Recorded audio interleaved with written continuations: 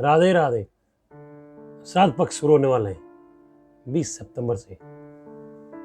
हर कोई उत्सुक होता है कि जिनके आज दादा दादी जो आज दुनिया में नहीं है, चले गए हैं, या जिनके माता पिता दुनिया में नहीं हैं, जो भी स्वजन हमारे परिवार के जो इस दुनिया में नहीं है, जिन्होंने हमें अपार प्यार दिया, हमें अपार स्नेह दिया, वो आज दुनिया में नहीं है, तो हम उनके लिए क्या करें। ये श्राद्ध पक्ष ऐसा दिन है, ये 15 दिन पूर्णिमा से अमावस तक, इसमें हम उन पितरों को अंजलि के द्वारा जल ग्रहण करवा के उनको हम तृप्त करते हैं। वीडियो पूरा सुनना, ज़्यादा नहीं है ये। इस 15 दिन के अंदर जो इंसान अपने स्वजनों को जल देने के लिए सोचता भी है कि मैं श्राद्ध पक्ष में मैं अपने पितरों को तर्पण करके आऊँगा, जल पिला के आऊँगा, पूसा की 2 अंगुली दोनों के अंगूठियों में यहाँ पर पूसा किए होते, बनी हुई अंगूठी पहनते।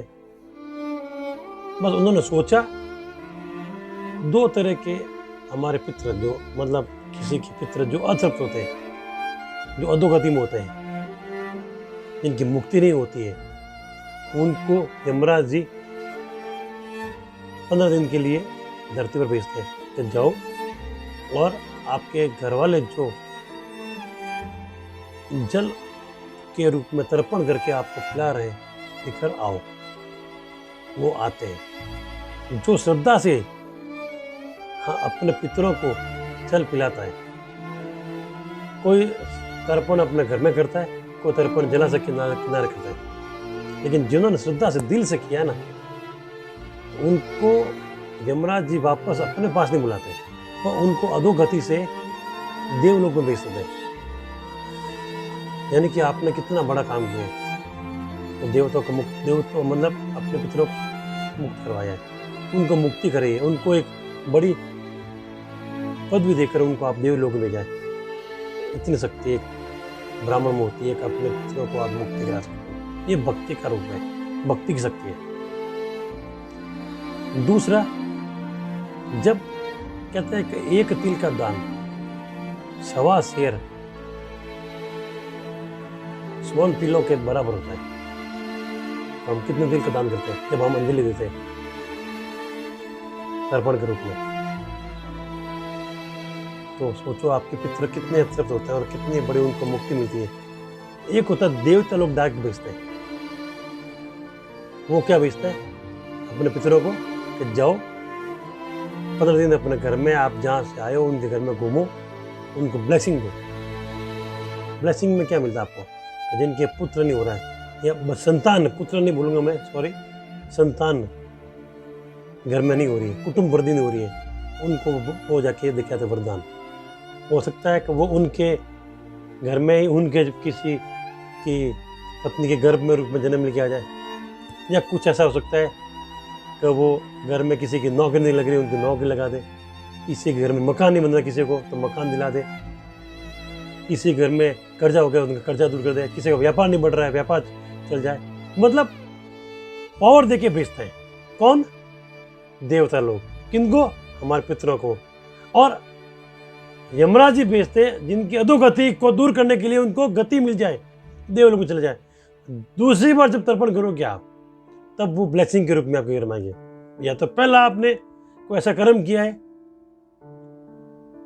अपने घर के जो बुजुर्ग थे, जो स्वजन थे, जिन्होंने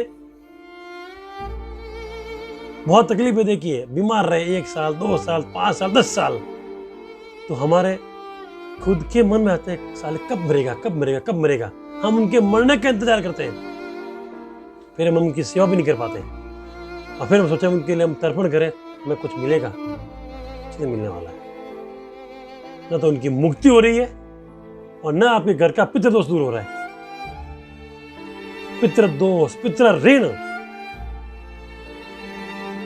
नहीं मिटने वाला है, क्योंकि आपने उसकी सेवा नहीं की। आप उनके मरने के इंतजार कर रहे थे, कब मरेगा ये डोकरा, कब मरेगी डोकरी। हम ऐसा शब्दों का यूज करते हैं। तो ऐसे समय में उनकी मुक्ति कैसे हो सकती है?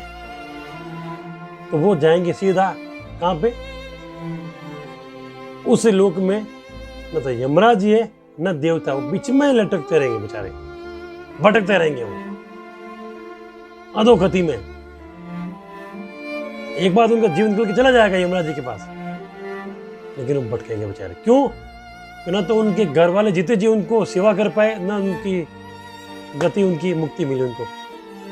तो मैं सबको हाथ जोड़ के विनती करता हूँ, हमारे घर में कोई बुजुर्ग या कोई भी हमारे स्वजन जो बीमार है, उनको आप उनको दिल से सेवा करोगे तो उनकी मुक्ति भी होगी, अधोगति से दूर भी जाएंगे और देवताओं के पास रहेंगे, ताकि नेक्स्ट टाइम आपके घर में जब वो तर्पण करोगे आप, तो देवताओं से संबंध करते हुए वो नीचे आएंगे। देवता उनको भेजते हैं, देखिए पावर, तो जाओ आप उनके घर में कुछ देखे आओ, वरदान बोलते हैं, तथास्तु बोलते हैं ना हमारे घर में, जब भी देवता सुनते हैं, देव देवता बोलते हैं, तो आप उस समय 15 दिन आप भगवान से प्रार्थना करो अपने पितरों से, ये पितृदेव हमारे घर में ये समस्या उनको दूर करो, तकलीफ, तो आएंगे आपकी तकलीफ दूर करके जाएंगे। और जिनकी मृत्यु, अकाल मृत्यु हो गई है, उनके लिए होता है नारायण बलि का पाठ, नारायण बलि का पूजा और एक त्रिपंडी। ये करने से जो अकाल मृत्यु से जिनकी मृत्यु हुई है, उनको उनसे मुक्ति मिल जाती है। दूसरा, भागवत कथा का विधान।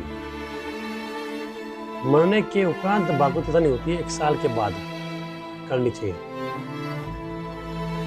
और किसी की मृत्यु होती है तो उसके भी तर्पण का विधान भी 1 साल के बाद होता है, पहले तर्पण नहीं होता है, 1 साल के बाद होता है। बातें बहुत ज़्यादा बोल दी मैंने, लेकिन ये सच्ची है, सच बात है ये। हमारे घर के बुजुर्ग जो अगर एकदम रात को सोते हुए चले गए, उनको उनके वो सीधे कहाँ गए? देवता के पास, क्योंकि वो दुखी होकर नहीं गए, सीधे भगवान के चरणों में, गोधाम, गोकुल धाम। और कोई कोई ऐसे काम कुछ नहीं कर पाते हैं, तो उनको एक काम और बताया गया उनके लिए, भागवत में भी लिखा हुआ है, तो गौदान करने जाए। ब्रज में जाके, वृंदावन में जाओ, कहीं पूर्वज में जाके गौ का दान करो। एक जगह है बांदीरवन, वहाँ पर भी गौदान का बहुत बड़ा महत्व है, जहाँ पर राधा कृष्ण जी की शादी हुई थी, ब्रह्मा जी के वाली, जाके वहाँ भी दान करना चाहिए, गौदान करना चाहिए।